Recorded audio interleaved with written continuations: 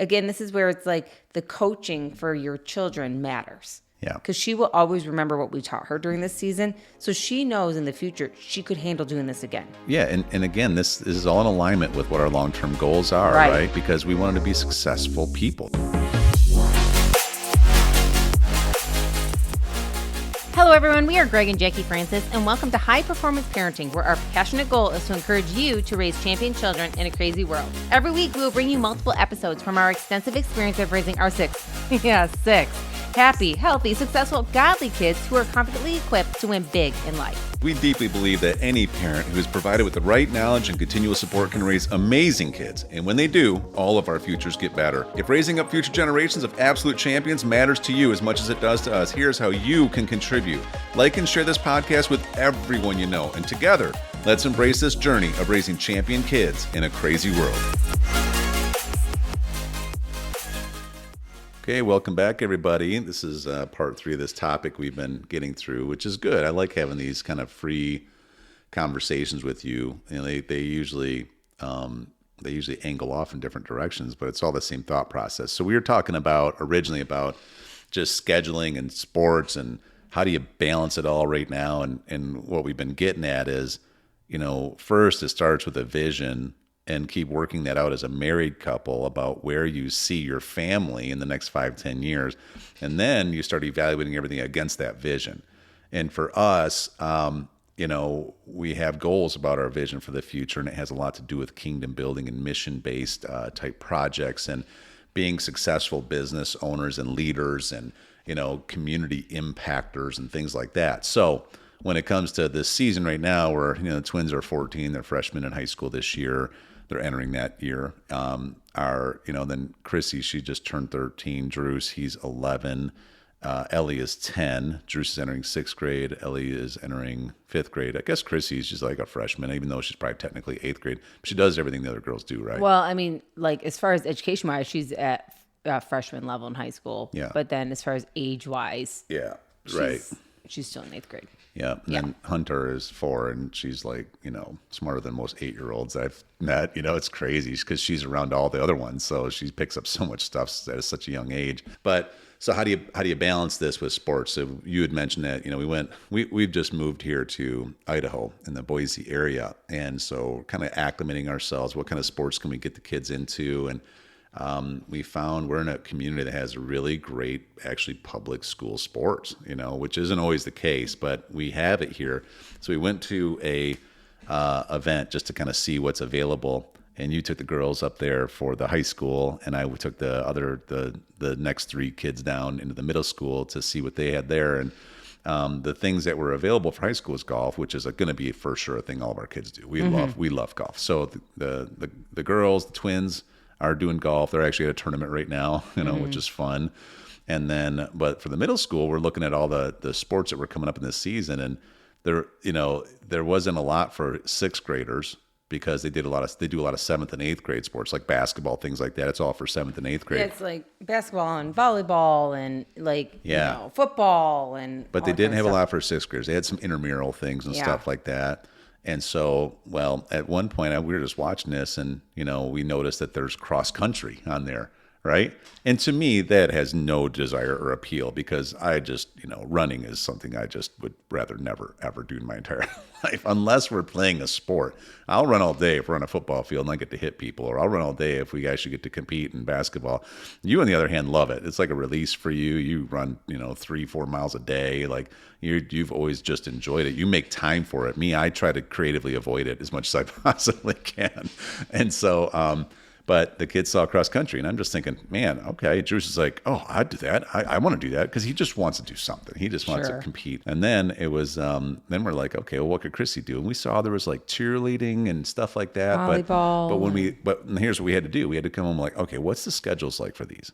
Because we're going to have to take the girls to golf now every day. Got to leave our house probably about 2:30.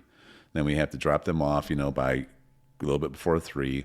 Then depending on what they're doing, you know, we got to pick them up like 5:30, something like that. Then there's tournament days, which is like today. I mean, we're up at 6:15. I had to take them up there, get up there by about 7 a.m. because they have to warm up and do their thing. And now that's Right. 18 holes. They won't Right. get done till like 2:30, and we got to pick them up. And we're also balancing. We have a track meet, a cross country meet today too. Yeah, and we're also balancing work schedules. Right. And a lot of what we do is virtual, and we have to have set times for coaching clients, et cetera. And so you can't necessarily interrupt those things. And so we're looking at the schedules. All right, well, so if that's when golf is, we're committed to that because we're committed to the kids being able to do golf, right? But then what's cross country?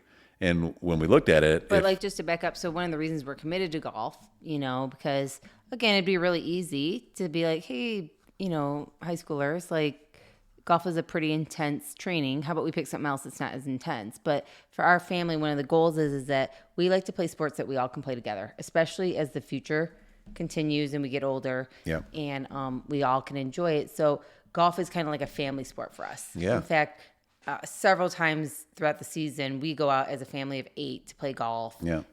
Enjoy the laugh yeah, together. I try to do every Friday. We try to do a round of golf with at least the oldest 5 right now. And, Hunter and I will come along sometimes and we all get involved in golf. Golf is really kind of like a family sport for us. Yeah. And we see it as like kind of like a long-term, like, I guess, game we'll play. That's that, right. Like how you explain it. You know what I mean? So I think for us, getting all the kids involved in golf is just like, to us, it lines up with Yeah. what our family long-term goal is. That's which right. is to have, activities, hobbies that we can all enjoy together. And that's one of the sports that we've chosen as family. Sure. So that's why that is a for sure sport we're putting our kids into. Yeah. Yeah, and we've had the kids out there enough and get them a chance to get good at it, and the better they get at it, the more they like it. And They do. so They're great at it. It's fun, and so committed to golf. But then, when Drew said cross country, I'm like, that dude's got a motor. I mean, he never runs out of energy. Like he is just. I'd be like, you could be great at this. He'll go run places just for fun. True. And so he's like, wait a minute, so you can compete though against other people and stuff. And it's like, so they plump 6th, 7th, and 8th graders all together in cross country. Y'all race against each other. So he'll be like the youngest there. And he's like, I want to do it. And then once we figured that out, we looked at Chrissy, and then they had like cheerleading was the only thing that she probably would be interested in 8th grade. And she probably would enjoy that. However, when we looked at that schedule, it's like, okay, you have practice every day of the week from a certain amount of time, but then you're expected to be at every other middle school game as a cheerleader.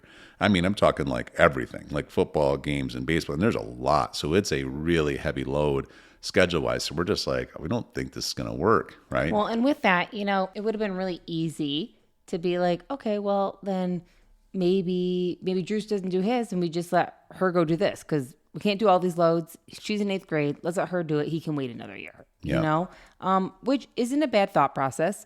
But we sat down and, we just really thought, okay, let's think about this a little bit. Number one, Chrissy has never done cheerleading. Up until this point, she's never really been, interested in it. Sure. It was just something that, hey, that looks like fun. I want to meet Yeah. some friends. They look like they have some cute outfits. Mm-hmm. Maybe I could be a part of that. And she would have been great because she's, talented with Yeah. gymnastics and dance and all that kind of stuff.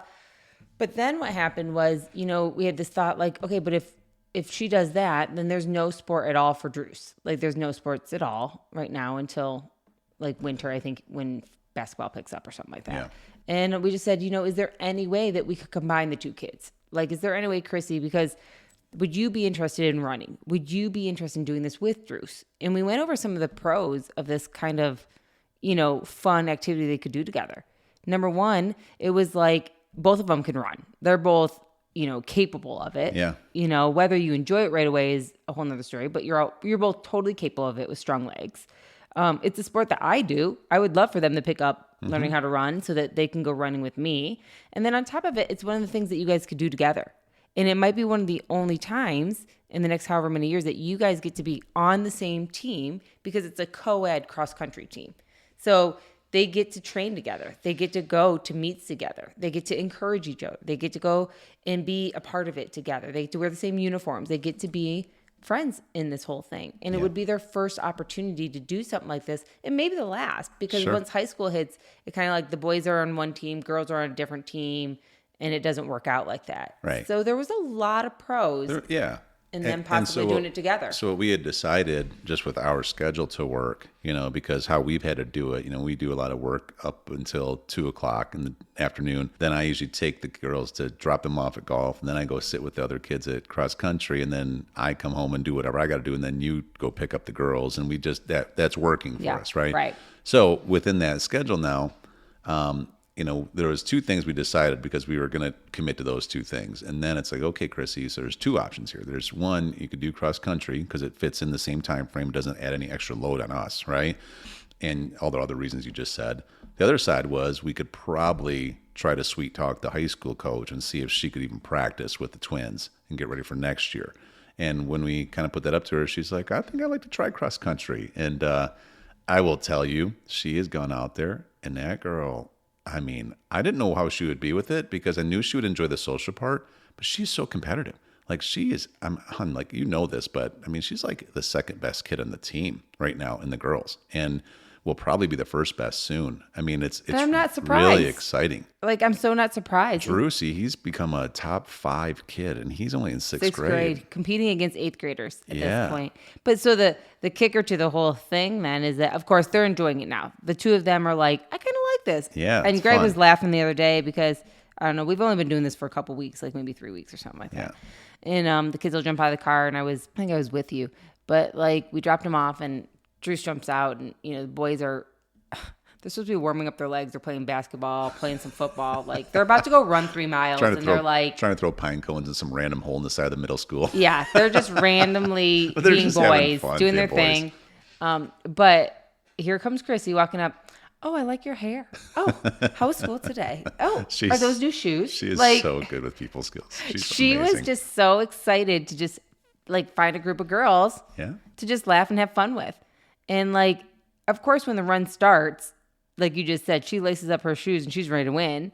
But she's been having the best time socializing. And I think it just goes to prove sometimes like we get caught up thinking, well, if I don't let her do whatever sport, she's going to feel like she doesn't get to be, as energized and have as much fun and find friends and do that kind of. She's had as much fun, if not more, being part of this. Right. But then what happened? So we had our little Elli left behind here who is in Elli, she's elementary school. So she's going to 5th grade, but here the elementary goes all the way up through 5th. Right. So she's not even in middle school yet. But she's been at these meetings, seeing what's available, and she's hearing Drews do it. And her and Drews have been best friends forever. You know, like, all of our kids are best friends, but they've been, we call them peanut butter and jelly because they're together so much. And so here she is kind of now aside. And the thing about Elli is, all of our kids are competitive. She might be one of the most competitive. Like she loves competition. Like when we all go golfing, all 5 of us, she's the smallest. She's got these random junior clubs, and she typically gets second place. Like Drews usually gets first. She typically, it's tight. She's a fighter. She's a fighter. She fights for it. She don't use excuses that she's younger, that she's smaller, nothing. She's just like, I want to compete. And so, but we had discussed we didn't know if she could be in a sport this season. Yeah, like there was nothing. So we're just like, Elli, it's just going to be one of those years where, I'm going to try to get you to come with me and we'll do stuff, whatever. And then the idea popped in my head. I'm like, well, I wonder if the cross-country coach would allow her to actually be able to run, even just in practices or stuff. So then, of course, it's all people skills now. And we're teaching her all this stuff. I'm like, okay, well, let's talk about how could we present a case that will make this something that they'd be willing to do. How do we help minimize what their concerns could be about this, right? What do we have to do? So we crafted up Which is just goes to example all the time that it's like, slow down. You know what I mean? It would have been really easy for like us to like be like, I'm really sorry, Elli, it's just not going to work out. Yeah. Or it would have been really easy to be like, you know what? Why don't after practice you just ask, can I practice with everybody and not prepare for it or not? Right. But again, this is where it's like the coaching for your children matters. Yeah. Taking the time to really teach them, because she will always remember what we taught her during this season. So she knows in the future she could handle doing this again. Yeah. And again, this is all in alignment with what our long-term goals are, right? Because we wanted to be successful people, successful entrepreneurs. And you got to learn how to communicate. You got to learn how to ask for things. In sales. Right? You got to sell yourself you do. sometimes. You got to learn sales. You got to learn how to sell yourself, that you're going to do the best. One thing I love you always remind me of is you got to give people a chance to say yes.